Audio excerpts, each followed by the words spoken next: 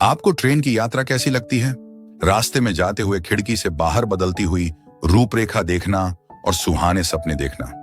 भारतीय रेलवे की बात करें तो यहाँ भांति भांति के एक्सपीरियंस आपको ट्रेन के जरिए ही हो जाते हैं।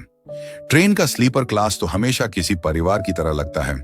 अगर इस बीच अंताक्षरी शुरू हो जाए तब तो बात ही क्या होगी। पर ट्रेन को लेकर कई खौफनाक खबरें भी आती रहती हैं, जो यात्रा को सुखद नहीं बल्कि दुखद बना दें। जरा सोचिए, आप अपना सामान लेकर किसी स्टेशन से ट्रेन पर चढ़े हों और वो ट्रेन अचानक गायब हो जाए तो? ये किसी फिल्म की स्टोरी नहीं, बल्कि ये तो असलियत है। जहां एक ट्रेन 106 यात्रियों के साथ रोम के स्टेशन से निकली थी और उसका 100 साल बाद भी कुछ पता नहीं चला। ये उसी MH 370 विमान के जैसा हाल है जो मलेशिया से उड़ा था, लेकिन आज तक उसका कुछ पता नहीं चला। आज हम आपको उसी ट्रेन के बारे में जानकारी देने जा रहे हैं जो कभी मिल ना सकी। ये कहानी है 1911 की, जहां एक ट्रेन हवा में गायब हो गई और अभी तक उसके बारे में कुछ भी पता नहीं किया जा सका। यहां तक कि ट्रेन का कोई भी डिब्बा या उसका कोई भी पुर्जा अभी तक नहीं मिला है। ये ट्रेन अपने आप में कुछ खास थी और इसमें सवार यात्रियों का भी कुछ पता नहीं चला। कहां से निकली थी ये ट्रेन और क्या था इसके पीछे का राज? ये ट्रेन रोम के मिलान से निकलकर एमिलिया रोमाग्ना स्टेशन से होते हुए लोम्बार्डी जाने के लिए 1911 में निकली थी। दरअसल उस दौरान जेनेटी रेलवे कंपनी ने एक खास एडवर्टाइजिंग कैंपेन निकाली थी। उन्होंने एक टूरिस्ट ट्रेन के लिए नए लग्जरियस डिब्बे बनाए थे। ये ट्रेन मिलान सहित लाजियो, उम्ब्रिया, टस्कनी आदि स्टेशंस पर जाने वाली थी। कंपनी ने एक विज्ञापन निकाला था और लोगों को इस ट्रेन में यात्रा करने के लिए निमंत्रण दिया था। कंपनी ने पैसेंजर्स को मौका दिया था लग्जरी ट्रैवल का मजा लेने का। उस दौरान एमिलिया से लेकर लोम्बार्डी तक के बीच में 1 किलोमीटर से ज्यादा लंबी एक सुरंग थी। उस दौरान ये दुनिया की सबसे लंबी सुरंगों में से एक थी, जिन्हें पहाड़ काटकर बनाया गया था। जेनेटी ने 100 पैसेंजर्स स्थानीय अपर क्लास फैमिलीज से चुने और 6 अन्य लोग जो ट्रेन में स्टाफ के तौर पर रहे।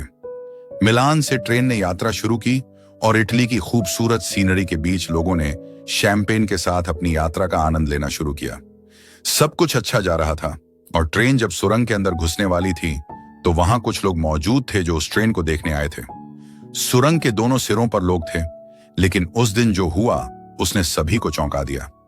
ट्रेन सुरंग के अंदर घुसी तो सही, लेकिन दूसरी ओर लोग उस ट्रेन का इंतजार ही करते रह गए। कुछ समय बाद लोगों ने पुलिस को बुलाया और सुरंग के अंदर जाकर देखा गया तो सिर्फ 2 पैसेंजर्स मौजूद थे जिनकी दिमागी हालत ठीक नहीं थी। जो 2 पैसेंजर्स उस दिन उस ट्रेन से बच गए थे, उनमें से एक ने कभी कुछ नहीं कहा और जल्दी ही उसकी मौत हो गई थी।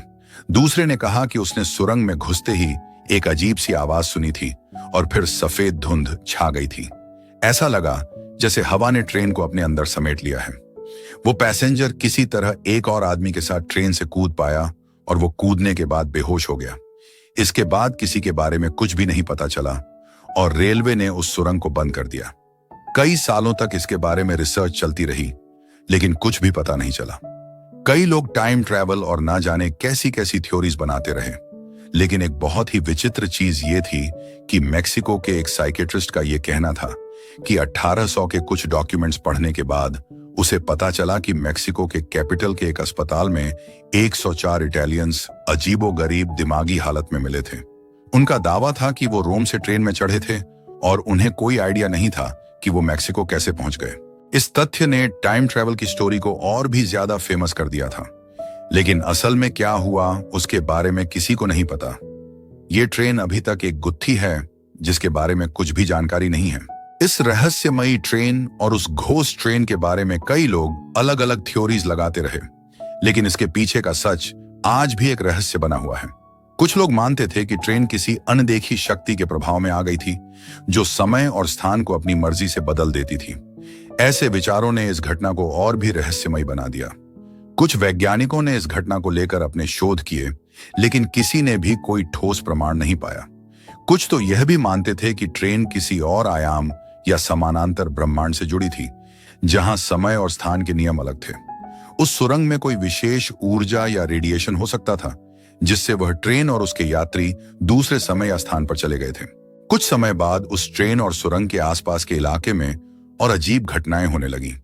लोगों ने बताया कि सुरंग के पास से गुजरते समय उन्होंने अजीब सी आवाजें सुनी या फिर उन्हें एक धुंध जैसा कुछ दिखाई दिया, जिससे कुछ लोग यह मानने लगे कि सुरंग में कुछ अलौकिक शक्तियां मौजूद हैं।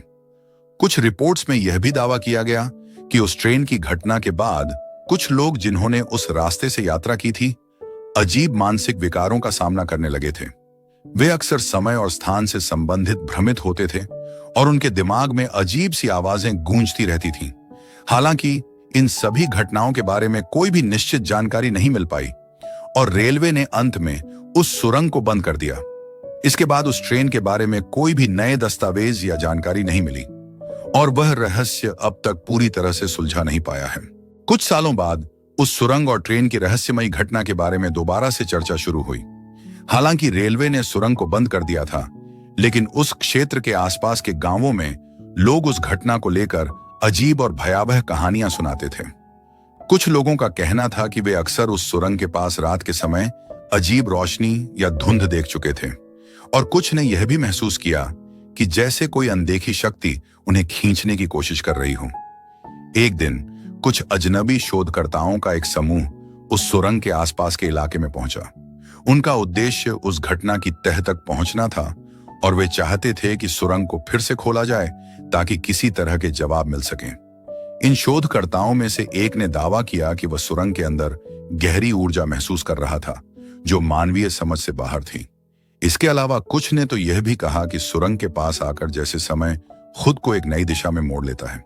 शोधकर्ताओं ने सुरंग के आसपास के क्षेत्र में और भी सख्त जांच शुरू की और इस दौरान उन्हें एक पुराने खंडहर के अंदर कुछ अजीब दस्तावेज मिले जो उस ट्रेन के बारे में बात कर रहे थे। इन दस्तावेजों में लिखा था कि उस ट्रेन की घटना को किसी खास वैज्ञानिक प्रयोग या दुर्घटना से जोड़ा जा सकता है जो शायद मानवता की समझ से परे था। इन दस्तावेजों में एक अज्ञात संगठन का नाम था जो इस तरह के प्रयोगों पर काम कर रहा था। समय बीतते बीतते यह कहानी और भी ज्यादा रहस्यमय हो गई। कुछ ने यह भी माना कि उस सुरंग का रास्ता किसी और आयाम या समांतर दुनिया में खोला गया था, जबकि कुछ ने इसे महज एक भूतिया घटना मान लिया। सुरंग को अब तक पूरी तरह से खोला नहीं जा सका और उस इलाके में हुई घटनाओं ने उसे एक डरावने और रहस्यमयी स्थान के रूप में दर्ज कर दिया। हालांकि आज तक उस ट्रेन की पूरी सच्चाई सामने नहीं आई, लेकिन इसने बहुत से लोगों को यह सोचने पर मजबूर किया कि क्या समय और स्थान केवल हमारे लिए ही समझ में आने वाली बातें हैं या फिर इससे परे कुछ और है जो हमारे दायरे से बाहर है। आज भी उस रहस्यमयी ट्रेन और सुरंग की कहानी एक अनसुलझे रहस्य के रूप में हमारे बीच है और लोग इसे लेकर नाना प्रकार की थ्योरीज बनाते रहते हैं। यह घटना अब एक किंवदंती बन चुकी है और लोग आज भी इसके बारे में अलग अलग थ्योरीज बनाते रहते हैं। क्या वह ट्रेन सच में टाइम ट्रैवल से जुड़ी थी या फिर किसी अन्य आयाम में चली गई थी? इसका उत्तर शायद कभी न मिले, लेकिन यह कहानी हमेशा रहस्यमय बनी रहेगी।